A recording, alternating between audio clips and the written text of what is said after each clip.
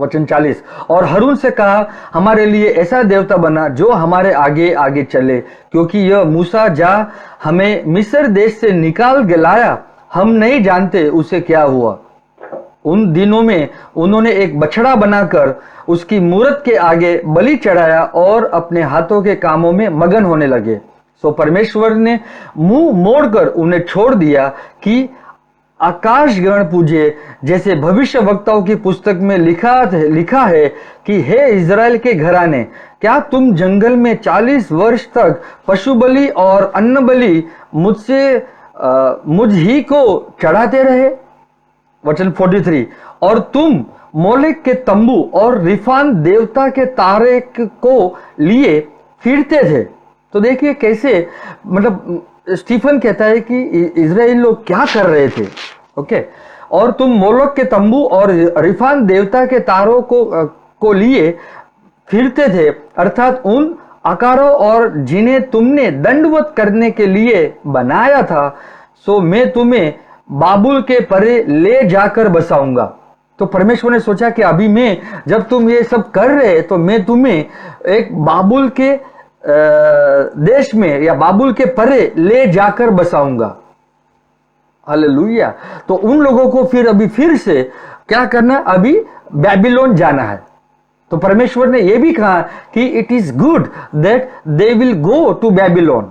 तो मतलब कुछ ना कुछ परमेश्वर उनमें से अच्छाई करवाना चाहता था ताकि वे परमेश्वर की ओर फिरे, मन फिर रहे और परमेश्वर फिर से उन्हें आशीष दे। हालांकि ऐसा हुआ ओल्ड टेस्टमेंट में इजरायलियों के साथ कि जब जब वे परमेश्वर की ओर फिरे, लेकिन मतलब परमेश्वर का क्रोध दूसरे देश के ऊपर आया, लेकिन फिर भी वापस वे इजरायली लोग, यहूदी लोग उसमें जाने लगे, जो वापस मूर्ति पूजा, वापस मोलोक, वापस सब कुछ दुष्ट काम करने लगे। तो परमेश्वर का अभी जो ये था योजना कि मैं उन्हें अभी बाबुल के परे ले जाकर बसाऊंगा। हालेलुया। साक्षी का तंबू, वचन 44, साक्षी का तंबू जंगल में हमारे बाप दादाओं के बीच में था। ओके, साक्षी का तंबू, it's a tabernacle of Moses. कहां पर था? जंगल में हमारे बाप दादाओं के बीच में था, जैसा उसने ठहराया, जिसने मूसा से कहा कि जो आकर तूने देखा है उसके अनुसार इसे बनाना। तो जैसे परमेश्वर ने जो दर्शन दिया था उसी प्रकार उसे बनाना था। तो साक्षी का तंबू जंगल में हमारे बाप दादाओं के बीच में था। तो उसका अर्थ यह था कि परमेश्वर की उपस्थिति उनके बीच में थी, और जो भी अगर उसे स्पर्श भी करेगा तो क्या हो जाएगा? उनका नाश हो जाएगा। लेकिन व्यवस्था के अनुसार अभी इजरायलियों को होम बलि अर्पण चढ़ाकर परमेश्वर की उपस्थिति इस प्रकार मतलब दिखाई देती थी कि जब परमेश्वर ने अर्पण या भेंट स्वीकार लिया तो परमेश्वर की महिमा आती थी। हालेलुया। ओके, अभी आगे पढ़ेंगे 45। उसी तंबू को हमारे बाप दादे पूर्व काल से पाकर यहोशू के साथ यहां ले आए, जिस समय की उन्होंने उन अन्य जातियों का अधिकार पाया जिन्हें परमेश्वर ने हमारे बाप दादाओं के सामने से निकाल दिया, और वह दाऊद के समय तक रहा। हालेलुया। तो आप देखिए कि साक्षी का तंबू जो वो लेकर आए, जो मतलब साक्षी का तंबू उस जंगल में उनके बीच में था, उनके बाप दादाओं के बीच में था। अभी वो साक्षी का तंबू कब तक था? वो दाऊद राजा तक था। हालेलुया। मतलब आप सोचिए कि दाऊद राजा के बाद परमेश्वर कुछ एक बदलावट ला रहा है, क्योंकि अभी वो साक्षी का तंबू के अंदर अभी हम देखेंगे आगे धीरे धीरे कि क्या था और क्या नहीं था। ओके, लेकिन हम यहाँ पर जरा यही वचन देखेंगे। उसी तंबू को हमारे बाप दादा पूर्व काल से होकर पाकर यहोशू के साथ यहाँ ले आए, जिस समय की उन्होंने उन जातियों का अधिकार पाया जिन्हें परमेश्वर ने हमारे बाप दादाओं के सामने से निकाल दिया, और वह दाऊद के समय तक था। तो आपको यह ध्यान में रखना है कि साक्षी का तंबू एक दाऊद राजा तक ही था। हालेलुया। ओके, आगे बढ़ेंगे। उस पर परमेश्वर ने अनुग्रह किया। किस पर परमेश्वर ने अनुग्रह किया? दाऊद पे परमेश्वर ने अनुग्रह किया, क्योंकि दाऊद ये सोचता था मन में, मतलब इन विचारों में कि मुझे परमेश्वर का मंदिर बनाना है, मुझे परमेश्वर का भवन बनाना है। और नाथान नबी के द्वारा परमेश्वर कहता है कि तू, मतलब मेरा अनुग्रह तुझ पर है, लेकिन तू मंदिर नहीं बनाएगा। हालेलुया। और यहां पर हम देखते हैं कि किस प्रकार स्टीफन कहता है, उस पर परमेश्वर ने अनुग्रह किया जो उसने विनती की कि मैं याकूब के परमेश्वर के लिए निवास स्थान ठहराऊं। हालेलुया। रहने का घर बनाऊं या मंदिर बनाऊं या निवास स्थान ठहराऊं। हालेलुया। परंतु सुलेमान ने उसके लिए घर बनाया। हालेलुया। तो हम देखिए कि दाऊद को जब मंदिर बनवाना था तो परमेश्वर कहता है मेरा अनुग्रह तुझ पर आया है। मतलब तू मंदिर बनाने वाला नहीं है, लेकिन तेरे बाद जो सुलेमान आएगा तो सुलेमान तेरे, मतलब मेरे लिए घर बनाएगा। परंतु सुलेमान ने उसके लिए घर बनाया। हालेलुया। परंतु परम प्रधान हाथ के बनाए घरों में नहीं रहता। हालेलुया। तो कैसे, देखिए कि परमेश्वर ने स्वयं चुना कि मैं खुद उस तंबू में आऊंगा, उस संदूक में आऊंगा। लेकिन अभी परमेश्वर कहता है जब सुलेमान ने वो मंदिर बनाया या भवन बनाया या घर बनाया तो परमेश्वर कहता है परंतु परम प्रधान हाथ के बनाए हुए घरों में नहीं रहता। जैसा कि भविष्य वक्ता ने कहा कि प्रभु कहता है स्वर्ग मेरा सिंहासन है और पृथ्वी मेरे पांव तले की पीढ़ी है, चौकी है। मेरे लिए तुम किस प्रकार का घर बनाओगे और मेरे विश्राम का कौन सा स्थान होगा। हालेलुया। तो हम देखें कि जब हमने ये वचन पढ़े तो उससे ये साबित होता है कि कैसे परमेश्वर अभी उस तंबू में से भी निकलकर अभी प्रभु हमारे साथ रहना चाहता है। इसके लिए प्रभु कहता है कि तुम किस प्रकार का घर मेरे लिए बनाओगे, क्योंकि स्वर्ग मेरा सिंहासन है, पृथ्वी मेरी पैरों की चौकी है। और दाऊद राजा जब ये कहता है कि मतलब मुझे परमेश्वर के लिए घर बनाना है, तो परमेश्वर कहता है मेरा अनुग्रह काफी है तेरे लिए। हालेलुया। लेकिन तेरे बाद जो सुलेमान आएगा वो घर बनाएगा, लेकिन परंतु मतलब परमेश्वर यहाँ पे लिखा है परम प्रधान हाथ के बनाए हुए मंदिरों में नहीं रहता। तो परमेश्वर ने देखिए कि कैसे धीरे धीरे वो निकाल दिया। तो हम देखेंगे यूहन्ना अध्याय 4 में, यूहन्ना का अध्याय 4, यूहन्ना का अध्याय 4 वचन 19 से पढ़ेंगे। स्त्री ने उससे कहा हे प्रभु मुझे ज्ञात होता है कि तू भविष्य वक्ता है। ये सब हमें स्टोरी पता है सामरी स्त्री का। और यहाँ पर स्त्री ने उससे कहा हे प्रभु मुझे ज्ञात होता है कि तू भविष्य वक्ता है। हमारे बाप दादा ने इसी पहाड़ पर भजन किया। कहते हैं कि हमारे बाप दादा ने इसी पहाड़ पर क्या किया? भजन किया। और तुम कहते हो कि वो जगह जहां भजन करना चाहिए यरूशलेम में है। हालेलुया।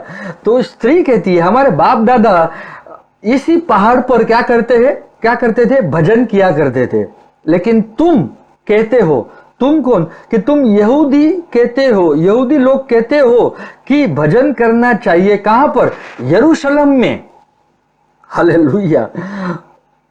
वचन 21, यीशु ने उससे कहा हे नारी मेरी बात की प्रतीति कर कि वो समय आता है कि तुम ना तो इस पहाड़ पर पिता का भजन करोगे ना यरूशलेम में। तो आप देखिए कि यीशु ने कैसे दोनों चीज निकाल दिए।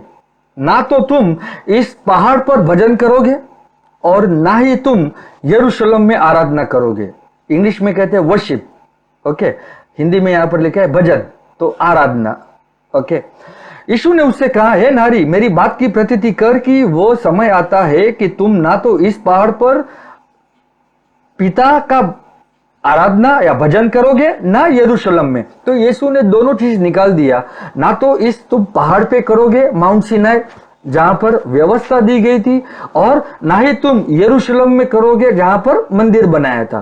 तो हम देखते हैं कि कैसे कि लोग किस प्रकार व्यवस्था और यरूशलेम पे जोर डालते। They emphasis on the law of Moses as well as on Jerusalem. Okay, लेकिन यीशु ने दोनों चीज के ऊपर जोर करने को नहीं कहा, क्योंकि यीशु कहता है कि मेरी बात की तू प्रतीति कर कि वो समय आता है कि तुम ना तो इस पहाड़ पर पिता का भजन करोगे, ना यरूशलेम में।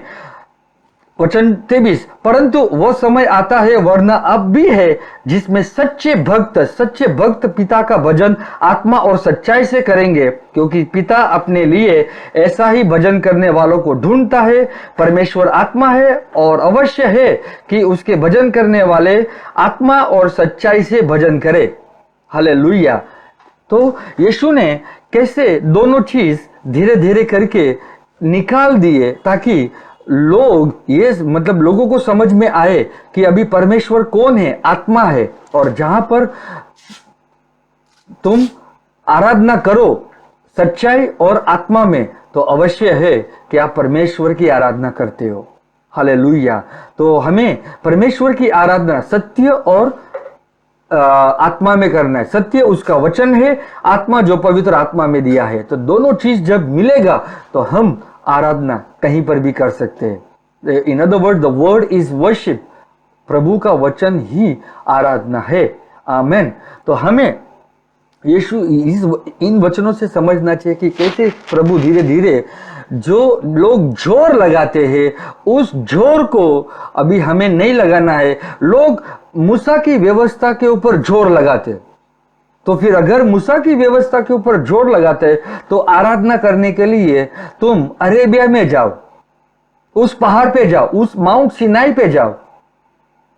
और जो लोग अभी भी बोलते हैं कि नहीं, यहां पर यहूदी कहते हैं कि यरूशलेम में करना चाहिए, तो लोग यहां से यरूशलेम जाते हैं आराधना करने के लिए। और बहुत सारे लोग ट्रिप करके जाते हैं। मतलब लोग अगर 15 लोग तैयार हो जाते हैं तो एक टिकट फ्री हो जाती है। मैं कुछ सालों पहले ये सुना था, अभी मुझे पता नहीं।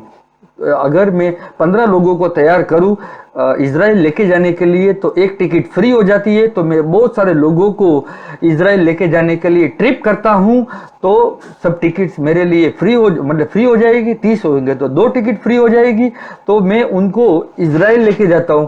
हालांकि लोग जाते हैं, मैं उससे कोई भी नाराज नहीं है, मैं किसी से भी विरुद्ध नहीं हूं। लेकिन इजराइल अगर जाना है तो इतिहास के लिए हम जा सकते हैं, लेकिन आत्मिकता के लिए कुछ भी नहीं है, स्पिरिचुअल नहीं है। इसके लिए परमेश्वर हमें बताना चाहता है कि स्त्री एक समय आता है और अब भी है, एक समय आता है और अब भी है कि लोग मतलब परमेश्वर की आराधना किस प्रकार करनी चाहिए। पिता उन भक्तों को ढूंढता है।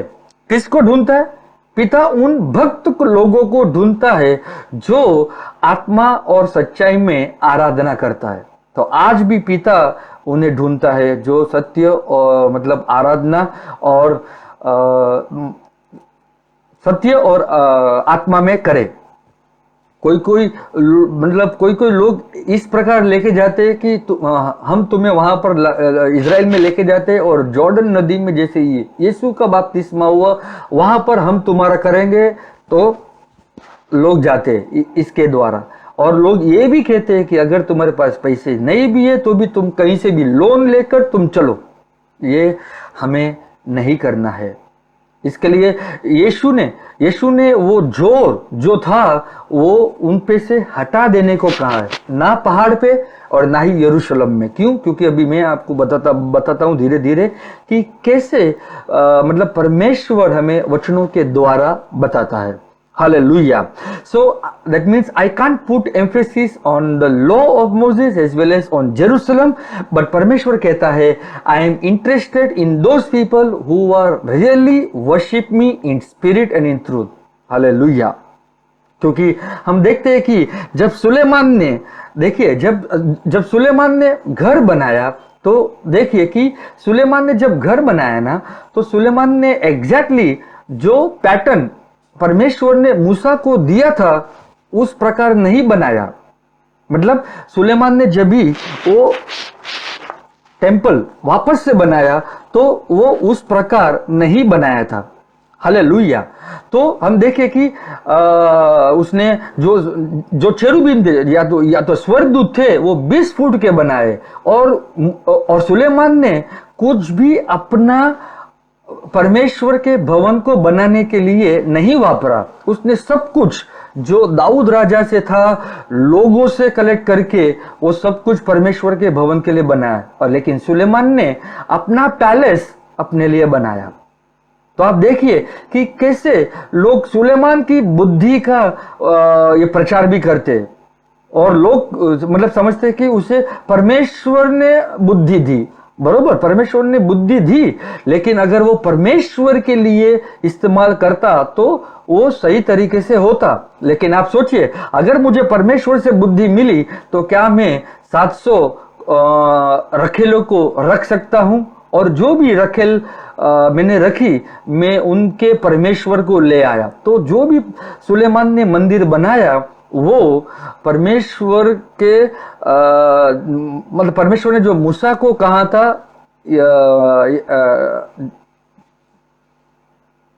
मतलब बनाने को, उसी प्रकार नहीं बनाया।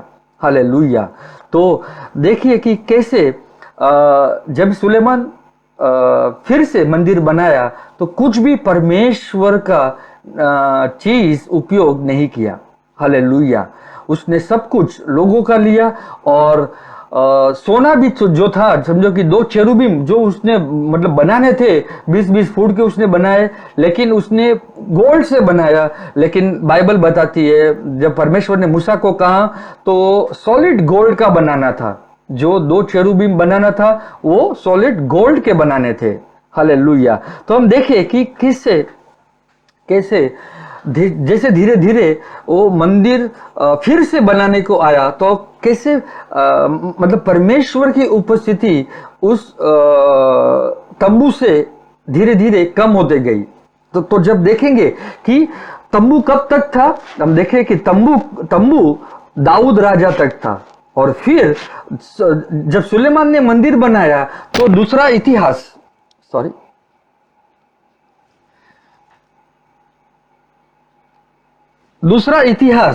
हम देखें। दूसरा इतिहास अध्याय 5 में वहां पर लिखा है कि सुलेमान ने, that means Sulaiman consulted the chief of the elders of the Israel, और वो तंबू को वहां से वो ले आए। और जब वो तंबू वहां से ले आए तो वहां बाइबल बताती है कि केवल सिर्फ मूसा का व्यवस्था ही था। क्या था उस तंबू में? जब सुलेमान राजा ने दोबारा वो घर बनाया तब उस समय केवल यही था। हम वचन पढ़ेंगे, सॉरी, दूसरा इतिहास अध्याय 5 वचन 10। संदूक में पत्थर की उन 2 पट्टियों को छोड़ कुछ ना था। देखिए, जैसे मैंने कहा कि तंबू, जो परमेश्वर का जो तंबू था वो कब तक था? दाऊद राजा तक, जो हमने प्रेरित 7 में पढ़ा। ओके, संदूक में क्या था? केवल पत्थर की उन 2 पट्टियों को छोड़ कुछ ना था। तो मतलब उसमें से 2 चीज चली गई। क्या थी? एक था इस पॉट ऑफ मैना और एरन्स रॉड, और rod of Aaron. Pot of manna क्या था? ताकि वो माना कभी भी नष्ट नहीं होने वाला मन्ना था, जो हमेशा वो एक चमत्कारिक रूप से फ्रेश था। हालेलुया। और दूसरा रॉड ऑफ एरन, जो that mean the rod of Aaron which budded, जहां से जो एरन की छड़ी थी जिसमें फूल आए हुए थे, ताकि लोगों को ये महसूस, ये उसकी उपस्थिति, प्रभु की उपस्थिति महसूस हुए। आमीन। लेकिन जब संदूक में पत्थर की उन 2 पट्टियों को छोड़ कुछ ना था, जिन्हें मूसा ने होरेब में उसके भीतर उस समय रखा जब यहोवा ने इजरायलियों के मिस्र से निकालने के बाद उनके साथ वाचा बांधी थी। हालेलुया। तो देखिए कि केवल एक ही चीज थी, और वो थी मूसा की व्यवस्था, जो 2 पट्टियां को छोड़ कुछ ना था। आमेन। और फिर हम देखते हैं कि जब राजा हेरोद फिर से वो मंदिर बांधता है, ध्यान से सुनिए, जब राजा हेरोद फिर से मंदिर बांधता है तो अब उसके अंदर कुछ नहीं था, क्योंकि जब यीशु मसीह क्रूस पे मरे, हम देखें कि यीशु मसीह जब आए और यीशु मसीह जब उस क्रूस पे मरे और जब वो मरे उस वक्त उस मंदिर का जो पर्दा था, वो पर्दा ऊपर से नीचे वो क्या हो गया, फट गया। वो फट इसके लिए गया ताकि परमेश्वर उन यहूदियों को दिखा सके कि अभी उसके अंदर कुछ भी नहीं है। हालेलुया।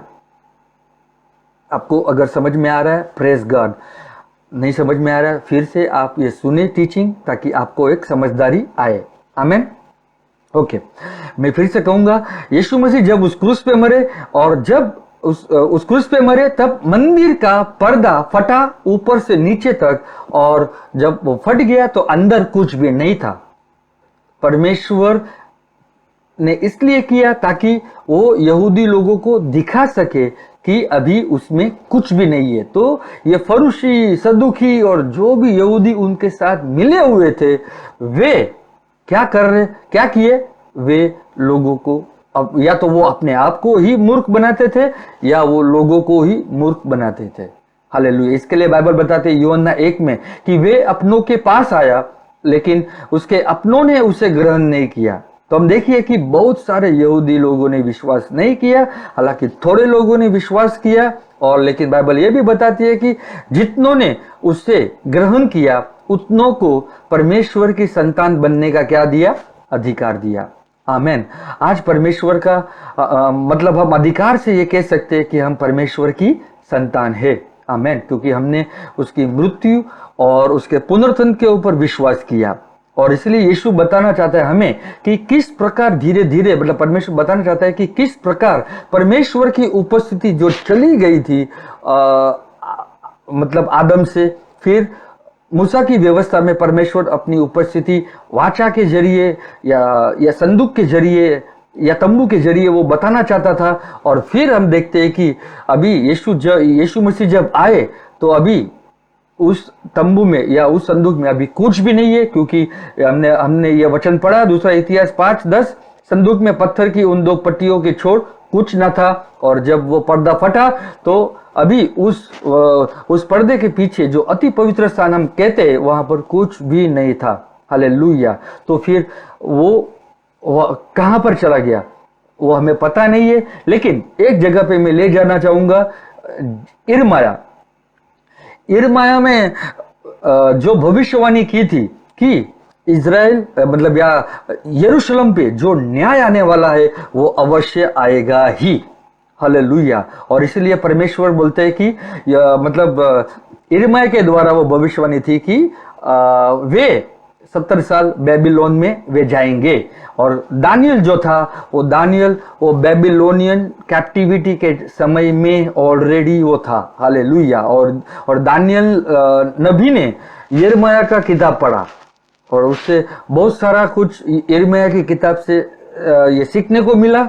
और हम देखते हैं कि जो दानियल की किताब में एक वाचा की थी, मतलब परमेश्वर ने, और अभी दानियल की किताब में लिखा गया कि उस वाचा को वो तोड़ेगा। मसीह जब आएगा उस वाचा को वो तोड़ेगा। और इसीलिए उस वाचा कब टूटा? 3.5 साल जब प्रभु ने अपना प्रचार शुरू किया, 30 साल की उम्र से जब शुरू किया तो 3.5 साल हुए, तब मसीह ने उस वाचा को क्या किया?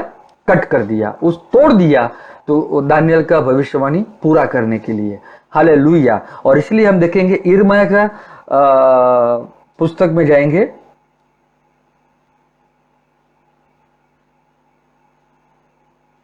यिर्मयाह अध्याय 3 वचन 14 से पढ़ेंगे। हे भटकने वाले लड़कों, लौट आओ, क्योंकि मैं तुम्हारा स्वामी हूं। यहोवा की यह वाणी है, तुम्हारे प्रत्येक नगर पीछे एक और प्रत्येक कुल पीछे 2 को लेकर मैं सियों में पहुंचा दूंगा। हालेलुया। तो देखिए कि मतलब परमेश्वर कहता है मैं सारे लोगों को नहीं, लेकिन प्रत्येक नगर पीछे एक। दैट मीन्स परमेश्वर जब चुनता है तो वो प्रत्येक नगर में से एक को चुनता है, और प्रत्येक कुल पीछे 2 को लेकर मैं सियों में पहुंचा दूंगा। तो सियों का अर्थ हम देखते हैं आत्मिक जीवन में कि सियों का अर्थ है कि प्रभु यीशु की कलीसिया। इसके लिए सुलेमान ने जब भी वो तंबू वहां से जब लाया था, तब वो that means he brought that means tabernacle or ark of the covenant from the city of David which is called Zion। तो जायन से या city of David which is called जायन, सुलेमान ने उस तंबू को वो लाया था। ओके, अभी देखेंगे आगे वचन 15, और मैं तुम्हें अपने मन के अनुकूल चरवाया दूंगा। एम्प्लीफाइड में लिखा है I will give you spiritual shepherds, मतलब मैं तुम्हें अपने आत्मिक चरवाहे दूंगा, और मैं तुम्हें अपने मन के अनुकूल, मतलब मेरे मन के अनुकूल आत्मिक चरवाहे दूंगा जो ज्ञान और बुद्धि से तुम्हें चराएगा। हालेलुया, जो तुम्हें ज्ञान और बुद्धि देगा। किस विषय में? ताकि ओल्ड टेस्टामेंट से प्रभु किस प्रकार न्यू टेस्टामेंट में जो कुछ भी भविष्यवाणी है वो पूरी करता है, वो बताने के लिए, ताकि जो मूसा का व्यवस्था है उसमें न जाने के लिए, ताकि तुम प्रभु की अनुग्रह और दया में और प्रेम में सदा बने रहो। हालेलुया, जो विश्वास प्रभु से आया उस विश्वास में रहो। हालेलुया, तो मतलब प्रभु कहता है कि जो ज्ञान और बुद्धि से तुम्हें चराएगा, प्रभु कहता है मैं तुम्हें आत्मिक चरवा दूंगा। हालेलुया, इसके लिए ये प्रार्थना करो, प्रभु मुझे कोई आत्मिक चरवा जो तेरे मन के अनुसार हो, तेरे हृदय के अनुसार हो, वो मुझे ज्ञान और बुद्धि दे सके। हालेलुया, वचन 16, उन दिनों में जब तुम इस देश में बढ़ो और फूलो फलो, तब लोग फिर ऐसा न कहेंगे, यहोवा की वाचा का संदूक। ओहो, कौन सा? यहोवा की वाचा का संदूक, यहोवा की यह भी वाणी है। तो मतलब प्रभु कहता है उन दिनों में जब तुम इस देश में बढ़ो और फूलो फलो, तब लोग फिर ऐसा ना कहेंगे, यहोवा की वाचा का संदूक। तो हमें नहीं कहना है यहोवा की वाचा का संदूक, यहोवा की यह भी वाणी है। उसका विचार भी उसके मन में न आएगा, उसका विचार भी उसके मन में न आएगा। ना लोग उसके ना रहने से चिंता करेंगे, ना वो संदूक उसके मतलब उसके ना रहने से चिंता करेंगे, और ना उसकी मरम्मत होगी। ओहो, ना उसकी क्या होगी? मरम्मत होगी। हालेलुया, परमेश्वर स्वयं कहता है कि जो उसकी वाचा का संदूक है, लोगों के मन में ये विचार नहीं आना चाहिए, और ना ही उसकी मरम्मत करनी है या वो चिंता करनी चाहिए कि वो कहाँ है, कहाँ पर है। मतलब प्रभु यही बताना चाहता है कि वो स्मरण मुझे नहीं करना है। हालेलुया, लेकिन एम्प्लीफाइड में लिखा है कि I myself will be present in their midst. तो परमेश्वर की यह भविष्यवाणी हमारे लिए है, ताकि हमें उस परमेश्वर की वाचा का संदूक का स्मरण नहीं करना है।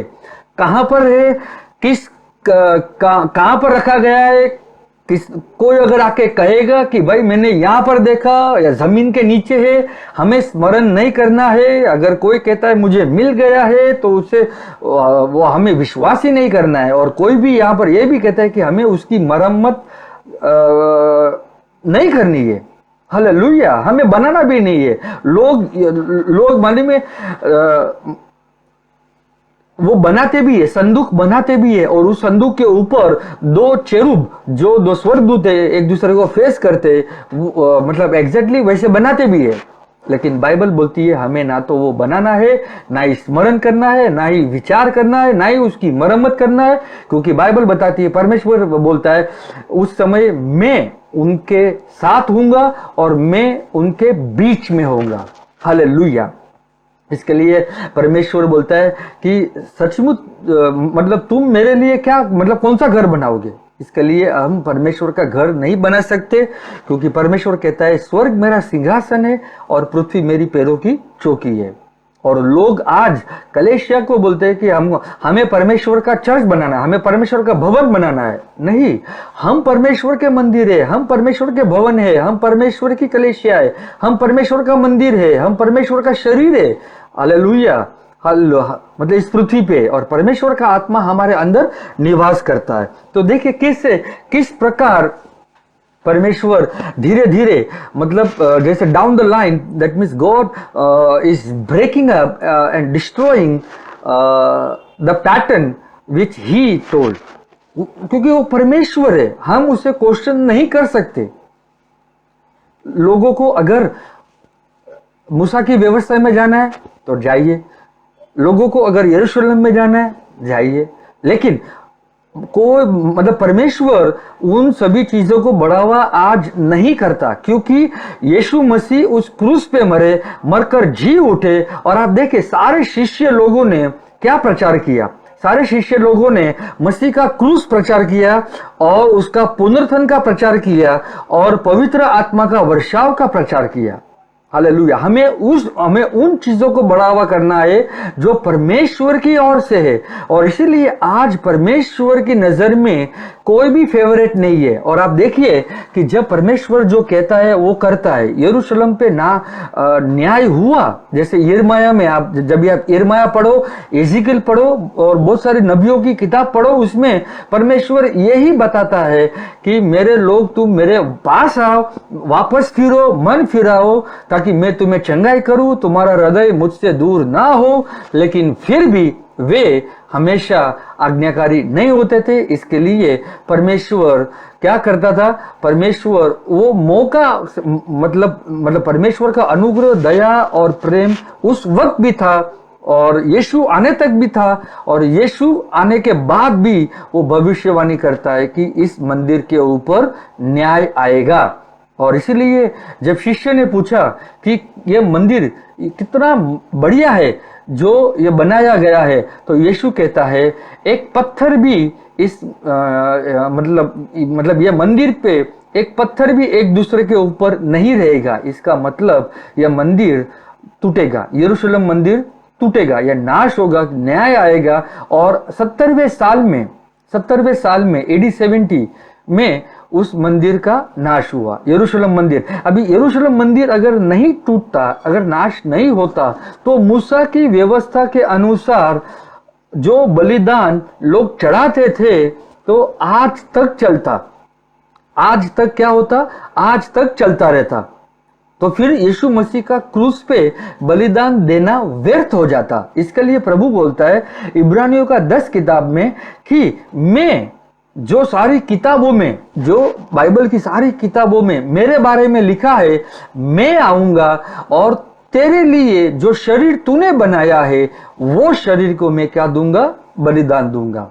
और इसके लिए वचन देहधारी हुआ, शरीर बना और प्रभु ने अपना शरीर बलिदान दिया। शरीर को तोड़ा गया, मारा गया, पीटा गया, चाबुक के फटके मारे गए, उनके शरीर में मांस नहीं था, लहू की धारा बहती है, कांटों का मुकुट पहनाया गया, उसकी हड्डी सांधों से अलग हो गई थी। और जब लोगों ने मतलब जब उसे प्यास लगी तो लोगों ने उसे विनेगर दिया पीने के लिए, और उसकी दाढ़ी थी वो खींची गई और लहू की धारा इस प्रकार बहती थी कि लोग मतलब जैसे कि हम उसे देख नहीं सकते, लेकिन फिर भी ये सब दुख हमारे लिए सहा ताकि हम परमेश्वर का मंदिर बन सके, हम परमेश्वर का घर बन सके, ताकि परमेश्वर हमारे अंदर फिर से आ सके। पहले शुरू हुआ आदम के साथ वो फेलोशिप करता था, he was coming in the garden in the cool of the day। Hallelujah. फिर परमेश्वर चुनता है मैं उस तंबू में आऊंगा, और फिर अभी हम देखते हैं कि परमेश्वर चुनता है अभी मैं तेरे अंदर आऊंगा। तो जब यीशु ने कह दिया उस स्त्री को कि स्त्री, समय अब आता है और अब भी है कि अभी हमें ना तो उस माउंट सिनाई पहाड़ की तरफ जाना है और ना ही हमें यरूशलेम में जाना है आराधना करने के लिए, लेकिन हमें प्रभु को आत्मा में कहीं पर भी हो, कहीं पर भी हो, कौन से भी देश के कोने कोने में हो, हमें आराधना सत्य और आत्मा में करना है। आमीन। और सहभागिता हम एक दूसरे के साथ करते हैं। इसके लिए यीशु मसीह जब आए तो वो राज्य का सुसमाचार लाया और फिर कलीसिया आई। आमीन। और हमें हमारा फोकस राज्य का सुसमाचार पे रखना है। और किस प्रकार प्रभु राज्य का सुसमाचार लाता है, और राज्य का अर्थ यही है पवित्र आत्मा, जो रोमियो का अध्याय 14 वचन 17 के अनुसार कहता है कि परमेश्वर का राज्य केवल खाना पीना नहीं है, लेकिन परमेश्वर का राज्य धार्मिकता, शांति और वे आनंद पवित्र आत्मा में है। हालेलुया। तो पवित्र आत्मा ही परमेश्वर का राज्य है। इसके लिए यीशु कहता है कि जब तुम सामर्थ पाओगे, जब तुम्हारे ऊपर पवित्र आत्मा आएगा। और जब पवित्र आत्मा हम पर आता है तो हम सामर्थ पाते हैं। क्या करने के लिए? ताकि हम उसकी गवाही दे, जहां पर भी हम जाए उसकी महिमा करे, उसके गुणगान गाए। उसी ने सब कुछ किया, उसकी कृपा, प्रभु यीशु मसीह की कृपा, उसकी दया, उसका अनुग्रह। और हम फिर से मूसा की व्यवस्था में हम ना जाए, हम फिर से यरूशलेम, इज़राइल, ये सब चीज, उन चीजों को हम बढ़ावा ना दे। हालेलुया। हम ओल्ड टेस्टिमेंट से पैटर्न है जो हम सीखे, ताकि हमें समझदारी मिले, और समझने के बाद आपके जीवन में अद्भुत कार्य हो जाएगा। आप अपने आप को स्वतंत्र महसूस करोगे, क्योंकि व्यवस्था जो है वो आपको बंधनों में डालती है। क्यों? क्योंकि व्यवस्था के अनुसार तुम्हें सब कुछ करना चाहिए था, तब तुम आशीष पाओगे। अगर व्यवस्था के अनुसार तुम नहीं करते हो तो तुम्हारे जीवन में श्राप आता है। तो देखिए, व्यवस्था में ही लोग आज प्रचार करते, feast of tabernacle, feast of week, day of pentecost नहीं, feast of tabernacle, feast of weeks, और बहुत सारे जो कुछ फीस्ट थी वो आज सिखाते, ताकि हम यहूदियों का जो रीति रिवाज है, वो चाल चलन है, हम उनको बढ़ावा दे, जो परंपरा है हम उनको बढ़ावा दे। हमें उनसे कोई लेना देना नहीं है। हम मसीह के लोग हैं, मसीह में स्वतंत्रता है। जो मसीह ने स्वतंत्रता के लिए उसने हमें स्वतंत्रता किया है, ताकि जो व्यवस्था से जो श्राप आते थे, उस व्यवस्था को उसने उस क्रूस पे ले लिए। आदम से जो न्याय आया, उस आदम का न्याय भी उसने उस क्रूस पे लिए, ताकि प्रभु हमें छुटकारा दे, पाप से भी और व्यवस्था से भी। आमीन। ताकि हम मसीह में स्वतंत्र महसूस करें और दूसरे लोगों को भी हम यही सिखाएं। हम किसी और को व्यवस्था में ना ले जाए, हम किसी और को ये ना कहे कि तुम्हें फीस्ट ऑफ टैबरनेकल रखना है, या फीस्ट ऑफ वीक्स रखना है, फीस्ट ऑफ हार्वेस्ट रखना है। हमें उससे कुछ भी लेना देना नहीं है। लूक 4:18 में परमेश्वर जब कहता है कि परमेश्वर का आत्मा मुझ पर आया है, क्योंकि उसने मुझे कंगालों को सुसमाचार सुनाने का अधिकार दिया है, प्रचार करूं। मैं कंगालों को क्या करूं? प्रचार करूं, ताकि वे कंगाल ना रहे, वे मसीह में अमीर बन जाए। मैं बंदियों को छुटकारा दूं। और फिर कहते हैं कि परमेश्वर के नए वर्ष की मैं घोषणा करूं। That means I preach the acceptable year of the Lord. तो नए वर्ष की घोषणा क्या है? कि मसीह में हम हर वक्त स्वतंत्र महसूस करें। आमीन। तो हम अभी जो वचनों से यहाँ पर हम सीखे कि किस प्रकार धीरे धीरे उस तंबू में, उस संदूक में कुछ भी नहीं था। जब शुरू में 3 चीजें थी, मूसा का व्यवस्था, पॉट ऑफ मैना और रॉड ऑफ एरन।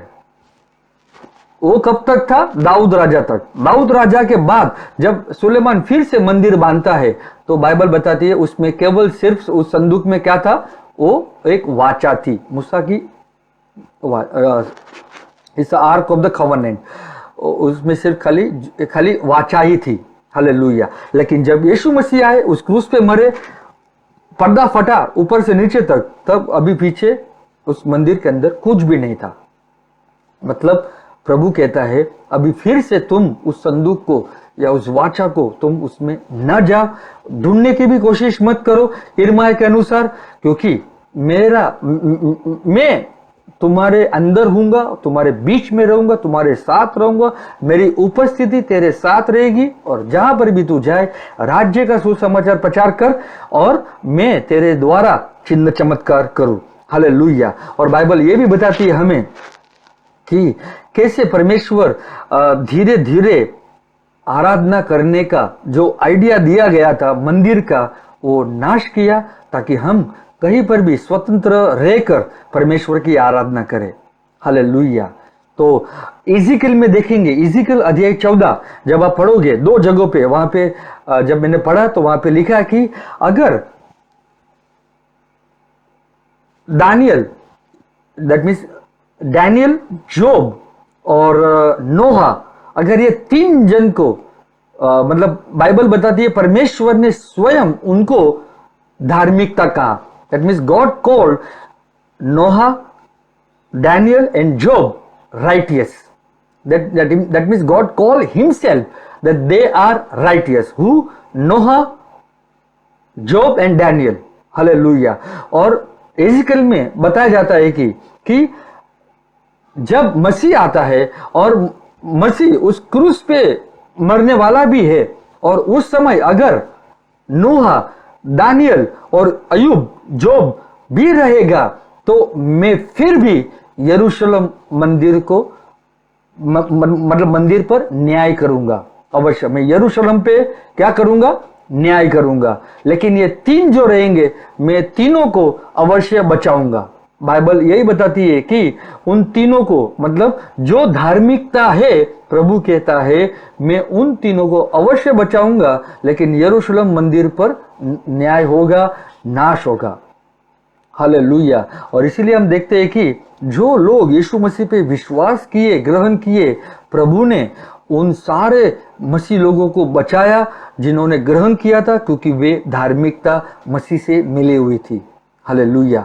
लेकिन जो लोग फरूशी, सदुकी जो थे वो उस समय AD 70 में उस मंदिर का नाश हुआ, सारे लोगों को न्याय हुआ फरूशी सदुकियों के ऊपर, और फिर प्रभु ने उन सारे लोगों को नाशवन किया। हालेलुया। तो हम देखें कि किस प्रकार प्रभु अपनी भविष्यवाणी जो कहता है वो पूरी करता है। और हमें कोई भी राष्ट्र, इसलिए मैंने शुरुआत में ही कहा, मैं कोई भी राष्ट्र के विरुद्ध नहीं हूँ, कोई भी देश के विरुद्ध नहीं हूँ, मैं इजराइलियों के विरुद्ध नहीं हूँ, ना ही कोई यहूदी के विरुद्ध हूँ, लेकिन मैं प्रभु का वचन जो कहता है मैंने आपको उसमें से बताया है। हालेलुया। जब आप देखेंगे मत्ती में, लूका में, प्रभु यीशु मसीह जो भविष्यवाणी की यरूशलेम के ऊपर, अवश्य वो पूरी हुई AD 70 में। इतिहास गवाह है, इतिहास में लिखा गया है। और इसलिए हम और मतलब बहुत सारे मसीह लोगों को इतिहास में क्या लिखा है वो मालूम नहीं है, इसलिए हम एक राष्ट्र को बढ़ावा दे देते हैं।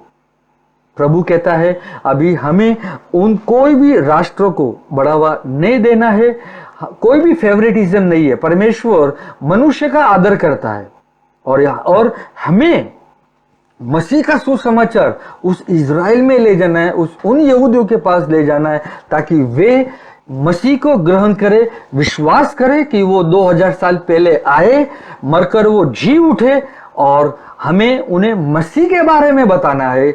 व्यवस्था से बाहर निकलकर वो स्वतंत्र महसूस करे, ताकि मसीह जो आत्मा में है, मसीह जो आत्मा है, आत्मा से वे परिपूर्ण हो जाए और वो परमेश्वर की संतान कहलाए। हालेलुया। वो इसलिए हम कोई मनुष्य को हम वहां ना ले जाए। हम कोई भी मनुष्य को आज अगर हमारे जीवन में हम उन्हें सुसमाचार देते हैं, तो हम उसे मसीह के क्रूस पे ले जाए, और मतलब मसीह के क्रूस के पास ले जाए, मसीह के बारे में बताए, मृत्यु और उसका जीवित मतलब जी उठना और पवित्र आत्मा का वर्षाव आना, ताकि उसे समझदार मिले। क्योंकि बाइबल बताती है जब पवित्र आत्मा तुम पर आएगा, वो तुम्हें सच्चाई में अगुवाई करेगा। हालेलुया। पवित्र आत्मा का काम एक ही है कि वो तुम्हें यीशु के मार्ग में, यीशु के सच्चाई में, यीशु की महिमा में ले जाए। मूसा कहता है प्रभु show me your way, show me your glory. मूसा कहता है मुझे तेरा मार्ग बता, मुझे तेरा महिमा बता। परमेश्वर कहता है मेरी महिमा मेरी अच्छाई में है। हालेलुया। तो हम परमेश्वर की अच्छाई में ले जाए। परमेश्वर का क्रोध हम पर नहीं आएगा, क्योंकि सारा क्रोध परमेश्वर का मसीह पर आ गया। और इसके लिए मतलब परमेश्वर की मतलब परमेश्वर का अनुग्रह, दया और प्रेम हम पर आया हमें बचाने के लिए, ताकि हम मसीह के जैसे चले, दिखाई दे और राज्य का सुसमाचार प्रचार करे और चिन्ह चमत्कार कर मतलब चिन्ह चमत्कार करे उसके नाम में। हालेलुया। तो इसलिए मैंने आज का शीर्षक ये कहा था, व्हाट अबाउट द ज्यूज, यहूदियों के बारे में। तो हमने आज पढ़ा, देखा कि किस प्रकार यहूदी मतलब स्वयं यहूदी लोगों ने ही मसीह का अंगीकार नहीं किया, हालांकि तिरस्कार किया। जैसे सामुएल के समय में कहा गया कि मतलब सैमुअल के मतलब परमेश्वर सैमुअल को कहता है कि उन्होंने मुझे राजा कहकर नकारा, मतलब तुझे नहीं नकारा, लेकिन उन यहूदियों ने उन इजरायलियों ने मुझे राजा कहकर नकारा। और इसके लिए जब यीशु राजा ऑलरेडी था और राजा कहकर जब आया वो, तो मतलब लोगों ने कहा हमें यीशु राजा नहीं चाहिए, लेकिन हमें कैफस राजा चाहिए, we want Caesar as our king.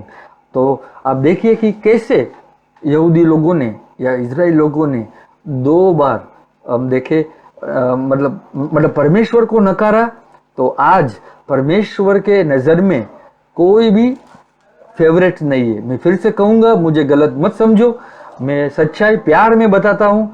हमें मसीह का सुसमाचार यहूदियों के पास लेकर जाकर उन यहूदियों को बाहर निकालना, ताकि वे मसीह में आए, वे व्यवस्था से बाहर आए। हालेलुया। हमें उनका रीति रिवाज, चाल चलन ग्रहण करने का जरूरत नहीं है। फीस्ट ऑफ टैबरनेकल मूसा की व्यवस्था के अनुसार जो भी था, हमें उसमें जाने की जरूरत नहीं है। आमेन। आज मैं कुछ दिन पहले ये पढ़ा, 44 days of feast of tabernacle something, you know. तो मुझे ये समझ में नहीं आता है कि हमें उनका ये ग्रहण करने का जरूरत क्यों है। हम मसीह को तो देख नहीं सकते। मसीह को अगर देखना है, आप जूने करार में भविष्य वचन मतलब भविष्य वक्ता ने कहा भविष्यवाणी में, और नए करार में आप ढूंढे और मिलाकर देखिए, आपको मसीह का आत्मा दिखाई देगा। हालेलुया। और प्रभु आज हमारे अंदर है और वो हमें उसके मार्ग में ले जाना चाहता है, ताकि हम सच्चाई के मार्ग में चले। उसकी महिमा हमारे अंदर है। जहां पर भी हम जाए, प्रभु का आत्मा का सुगंध फैलाए और लोगों को छुटकारा दिलाए वचनों से। बाइबल इसके लिए हमें बताती है, जब तुम्हें सत्य का ज्ञान होगा तो सत्य ही तुम्हें बंधन मुक्त करेगा।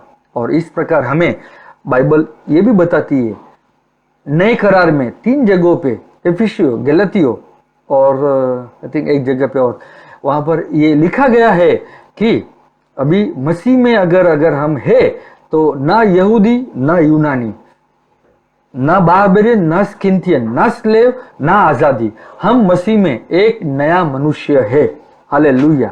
तो जब हम मसीह में आते हैं, तो हमारा पिछला सब कुछ मतलब निकल जाता है। आज हमारा जूना हम कहीं से भी आए, वो आज गिनती नहीं होती। हालेलुया। मैं एक गुजराती परिवार से आया, लेकिन अगर मैं ये नहीं कह सकता आज मैं गुजराती हूं, आज मैं एक ही चीज कह सकता हूं, मैं मसीह हूं, लेकिन मैं गुजराती बोली बोलता हूं। हालेलुया। क्योंकि मैं गुजराती परिवार में पैदा हुआ था। आप कोई भी परिवार में पैदा हुए, लेकिन जब मसीह में आते तो आप मसीह कहलाते हो। आमेन। तो मैं वो वचन पढ़ूंगा आपके लिए, एक लास्ट वचन, गलतियों का अध्याय 3।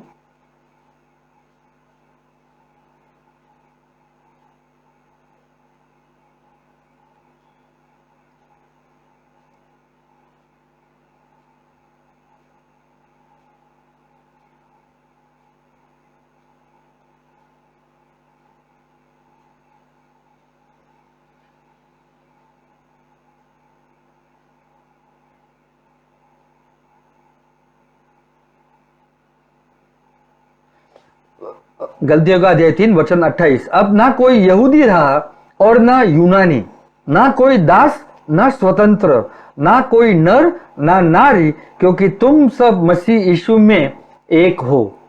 एम्प्लीफाइड बाइबल में मतलब बोलते हैं कि that means you are new man in Christ Jesus, जो ऑफिशियल के अनुसार भी है। हालेलुया। तो अभी अभी हम ना तो यहूदी रहे ना यूनानी है, ना कोई दास ना स्वतंत्र, ना कोई नर ना नारी, क्योंकि तुम सब मसीह यीशु में एक हो। अगर कोई कहे कि नहीं नहीं नहीं यहूदी लोगों को हमें बढ़ावा करना है, तो बाइबल तुम्हें यह भी बताती है कि यहूदी वो है जो मतलब जिनका हृदय का खतना हुआ है, जो बाहरी शारीरिक का खतना हुआ है, वो यहूदी नहीं है। लेकिन आज मतलब नए करार में जिनका हृदय का खतना हुआ है वो यहूदी है। Hallelujah. We are a spiritual Jew and we are the Israel of God. We are not physical Israel, but we are of Israel of God and we are the new Jerusalem. Hallelujah. मतलब हम अभी शारीरिक यरूशलेम नहीं है, अभी हम एक नए यरूशलेम है। क्यों? क्योंकि उस शांति का घर हम है, जो शांति का परमेश्वर हमारे हृदय में क्या करता है? निवास करता है। हालेलुया। मैं फिर से कहूंगा, we are the Jew which are circumcised in our heart। हमारा हृदय का खतना हुआ है, इसके लिए हम आत्मिक यहूदी है। हम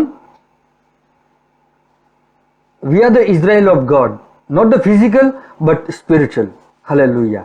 हम मतलब परमेश्वर में एक मतलब मसीह में एक नया मनुष्य है, और कोरिन्थियों के हिसाब से हम एक नई सृष्टि है। पुराना सब कुछ चला गया और देखो सब कुछ अब नया हुआ है। आमेन। तो हम आज से ये ध्यान रखें, ये समझे वचन को, हम फिर से कोई राष्ट्र को बढ़ावा ना दे, यरूशलेम को बढ़ावा ना दे। क्यों ना हम यीशु मसीह के क्रूस और पुनरुत्थान का और पवित्र आत्मा का वर्षाव का वो मतलब उसके बारे में हम बोलते रहे, हम उस पे जोर दे। आमेन। क्योंकि परमेश्वर स्वयं वो जोर हटा दिया व्यवस्था से, और फिर हम देखे कि कैसे प्रभु जब यीशु मसीह इस पृथ्वी पे आए, कैसे परमेश्वर का मंदिर यीशु मसीह था, और जब यीशु मसीह चले गए तो आज हम मतलब परमेश्वर के मंदिर बन जाते हैं। आमेन। तो मैं आपके लिए प्रार्थना करूंगा, मतलब करना चाहूंगा। हे पिता परमेश्वर, मैं यीशु के नाम से धन्यवाद देता हूं आपके अनुग्रह, आपके दया, आपकी कृपा के लिए।